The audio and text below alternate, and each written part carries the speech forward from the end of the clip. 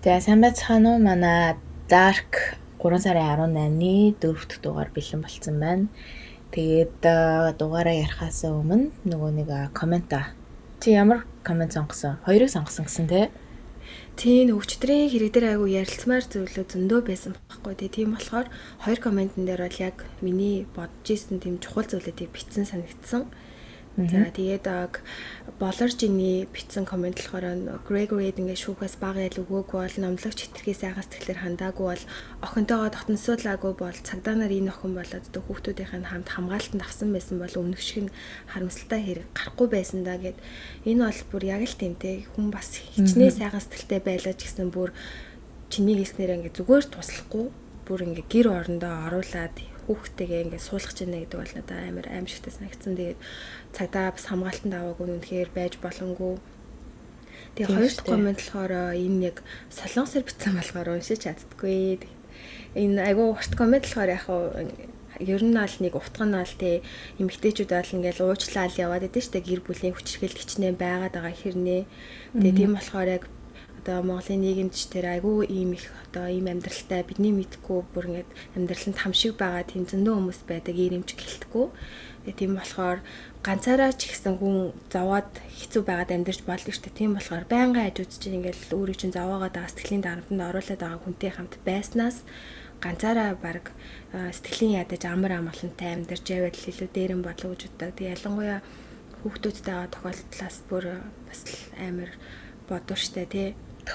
За тэгээд ийм комментууд байгаа. Тэгээд бас нэг юм хэлвэл хүмүүс одоо бит хоёр подкастн дээр оруулж амжихгүй байгаа тохиолдолд хэрвээ та YouTube-ээс нь шууд сонсомоор нь штэ тий ингээл ямар нэг юм хийж захтай эсвэл уцаа олдчих жоохтой. Тэгэх юм бол бас Music гэдэг аппликейшн байдаг. Тэгээд татаад авах юм бол яг энэ YouTube-ээр юм сонсож байгаа хэрэндээ гаргаад хүссэн юм авцсан дээрээ хийх боломжтой тийм аппликейшн бас байд юм билээ. Тэр Music зүгээр ах. Яаж чтэй? MUSI гэдэг. За. За Dean Arnold Corlin 1939 оны 12 дугаар сарын 24-нд Houston, Texas төрсэн бөгөөд Candyman, Pied Piper гэдэг хочтой алуурчин байсан. Тэгээ 1970 оноос 73 оны хооронд 3 жилийн дотор одоо нийт доотлол нь 28 өсвөр насны хүүхдүүдийг алсан Америкийн цуврал алуурчдын нэг. Тэгээ яагаад Candyman гэдэг очтой болсон гэхээр ээж аав нь чихрийн үйлдвэртэй байсан бөгөөд дүүрийнхээ хүүхдүүдэд өргөж ихэр тарааж өгснөөр Candyman гэдэг очтой болсон билээ. Тэгээ бага насныхын хувьд гэвэл хоёр хүүхдийн том хүн байсан ба аав нь одоо их киналт контролтой ах トゥ хүн байсан гэдэг. Харин ээжийнх нь хувьд гэх юм бол хүүхдүүдэд ааваас нь их хамгаалдаг байсан гэдэг юм билээ. Гэвч ээж аав хоёр нь нэлээд хэрэлддэг, хоорондоо ер нь таарддаг байсны улмаас 1946 онд салсан. Тийм бол ер нь их чимхий дууга бусадтай нийлдэггүй хүүхэд байсан. Мөн ээжийнхээ чихрийн үйлдвэрт цаг л байвал очиж ажилладаг. Мөн ахлах сургуультай марчийн хамтлагт том үлээгүүр хөгжим тоглодог байсан. Мөн хэд хэдэн найз охтодтой байсан гэсэн. Ингээд 10 жилээ төгсчөөд Dean American Air Force буюу агаарын цэргийн хүчинд дэлсэж радио засдаг цэрэг болсон боловч цэргийн амьдрал нэг л таалагдахгүй болж цэргээс гарах өргөдөл одоо гэр бүл нь бэр хүндрэлтэй амьдралтай гэж хэлснээр 10 сарын дараа өргөдөл нь зөвшөөрөгдөж гарч буцаж гэр болох Houston, Texas руу очиж чихрийн үйлдвэртэй ажиллаж амьдарч эхэлдэг. Тэгээ тэр үед нь ээж нь төр ажиллаар Колорадо руу явсан хойно Dean чихрийн үйлдвэртэй дүүтэйгээ нийлж ажиллаж эхэлдэг. Тэгээ 1967 онд David Brooks гэдэг 6 дугаар ангийн 12-тай хүүхэдтэй танилцдаг.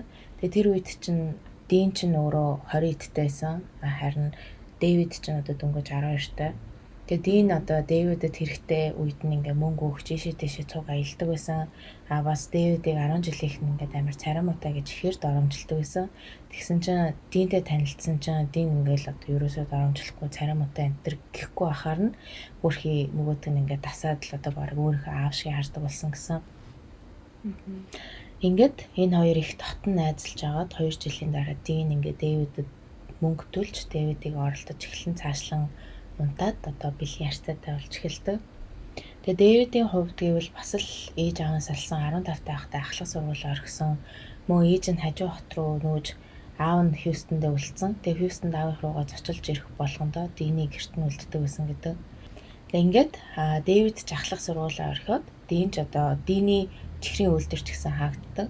Ингээд Диний ээж бусад одоо хүүхдүүдээ аваад Колорадо руу нүүж Дэвид өөрөө Хьюстон, Texas-та үлдэж цахилгааны үйлдвэрт ажиллаж эхэлдэг. Тэгээ нөгөө энэ үед чинь Диний ээж нь болохоор бас ааваас нь салаад өөр хүнтэй суудсан. 2-3 удаа хүнтэй суусан. Тэрнээсээ бас дахиад нэг 2-3 хүүхэдтэй болсон билээ. Тэгээ тэр хүүхдүүдээ аваад Колорадо руу бүр мөсөн нүгэд харин Дин өөр болохоор яг ингээд Хьюстон, Texas-т үлдэж байгаа байхгүй. Тэгээд 1970 онд Дин гэртээ 2 өсвөр насны эрэгтэй хүүхдийг одоо ингээд банзан орон дээр нэгээр нэвтүүлээд хүлцэн байсан. Мөн зодож, тамлаж ингээд оролдож байхад нь Дэвид орж ирээд ингээд харцтай мэл та. Тэгсэн чинь Дин чи одоо ингээд дугаа авах юм бол би чамд машин авч өгнө шүү гэж хэлсэн чинь Дэвид ингээд зөвшөөрөөд мөн цаашлаад чи өсвөр насны эрэгтэй хүүхдүүд над дээр авчрах юм бол би чамд одоо $200 өгч шүү гэж хэлдэг. За тэгээд харамсалтайгаар одоо нөгөө түрүүний 2 өсвөр насны хүүхдийг ингээд алчдаг Дин.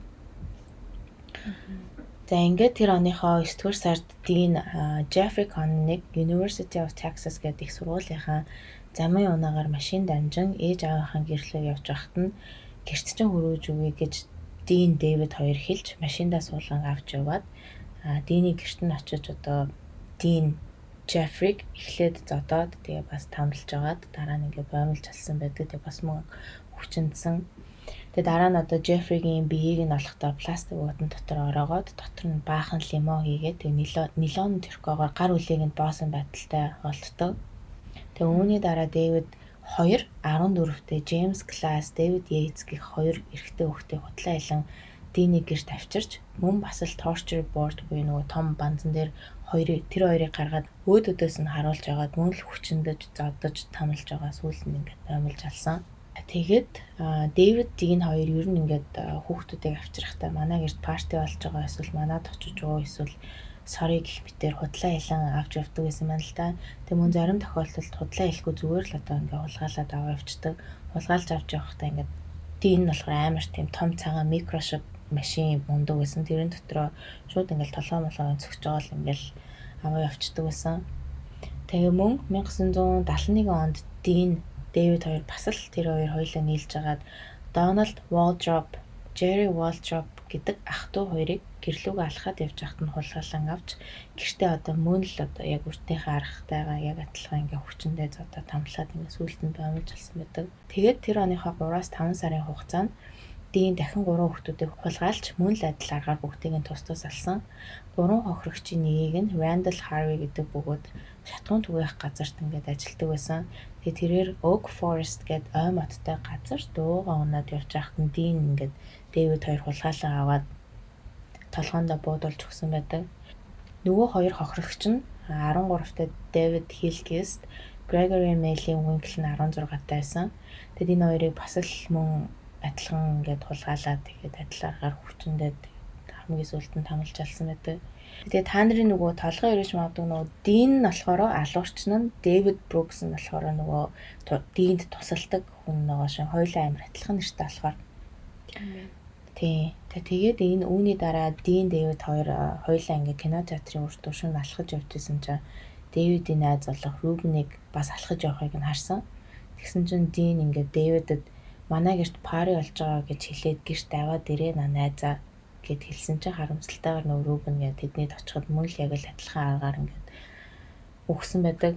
71 оны 9-р сард мөн 2 хин гэдэг нь мэддэхдэггүй 2 өсвөр насны хүүхдийг мөн л адилхан аргаар алсан байсан. Хоёрын яг хэн болох нь одоо болтол харамсалтайгаар хэн болох нь тогтоогдоогүй байгаа юм билээ. За ингээд 1971 оны өвөл Дэвид Элмер гэдэг залууг Динд танилцуулснаар энэ 3 цуг нийлж аллаа хийхэр болтой байна л да. Тэгээ уг нь бол Элмер хохирогч байх байсан боловч Динд ингээд таалагдсан гэдгээр Дин алхаа болоод харин Дэвидэд тавьсантай адилхан санал болох нэг эрэхтэй авчирхад чамд одоо ингээ $200 өгье гэд хэлсэн чинь нөгөөдөө зөвшөөрөөд энэ гуруулаа нийлж байгаа байхгүй. Тэгээ Элмерийн хувьд гэвэл бас л ингээ ахлах сургуулаа хайсан ээж аав нь салсан хүүхэд байсан. Тэгээ уг нь бол Дини тавьсан $200 нэг хүн гэсэн тэрийг нь хэдэн сарын турш зөвшөөрөөгүй байна л да. Тэгсэн чинь нөгөөх нь байнгын асуугаад дарамтлаад бас дээрээс нь нөгөө нэг гэрийнх нь ямар ч мөнгөгүй болоод аргагүй ирэхэд зөвшөөрсөн гэж ярьсан мөлий. Тэгээ Элмер Дэвид хоёрын хувьд болохоор Динд авчирч байгаа хохирогчдууд нь ихэнх нь энэ хоёрын найзууд нэсэн байгаа байхгүй юу. Дандаа нэг ихэнх нь бол 13-аас нэг 18 настай эрэгтэй жоохон хүүхдүүд байсан. Тэгээ Элмерийн авчирсан хамгийн анхны хохирогч нь 17 настай Willard Branch Jr.-ыг 71 оны 2 дугаар сарын 9-нд тулгаалan алсан. Дараа нь 18-тай Frank Aguirre-г мөн л адил Дины гэрт байхад нь алсан. Тэгэхэд Элмер одоо ингээ маш их гайхаад зүгээр л одоо бараг оролт нь энэ гэж яриаггүй мө би чамайг ална гэж бодоогүй штэ гэд Франкийг тавиад явуулчихаа гэсэн бол ийм зөвшөөрөөгүй. Элмер одоо ингээ анх ингээ бодохдоо ингээ зүгээр л би одоо эрэгтэй хүүхдүүд авчирангууд одоо нөгөө Дин одоо бараг л ингээ хүчтэд явуулаад би $200 авчих л гэж ботсон баг. Тэг ингээ алдсан чи ингээ амар гайхаад. Тэгээд гайхсан ч гэсэн тэг ерөөсөө л тэгэл одоо Элмер үргэлжлүүлэн Динд эрэгтэй хүүхдүүд олж өсвөрлөөсөн. Тэгээд дараагийн хохирогч болох Mark Scott, Johnny Dillon, Billy Balch нарыг мөн л банзан дээр тус хэвтүүлж байгаад хүчиндэн зодож тамлаж эцэст нь боомлж алсан. Үүний дараа харамсалтайгаар нэмж 12 эрэгтэй мөн л адил аргаар ингээд бүгдийг нь алсан байдаг. Тэгээ энэ дунд нь болохоор 20 настай эхнэр хүүхэдтэй ч хүн байсан гэдэг юм блэ. Тэгээ бас мөн ихэнх хохирогчоо гэртээ хүлэн 3-7 хоногийн турш тамлаж байгаад алсан гэдэг.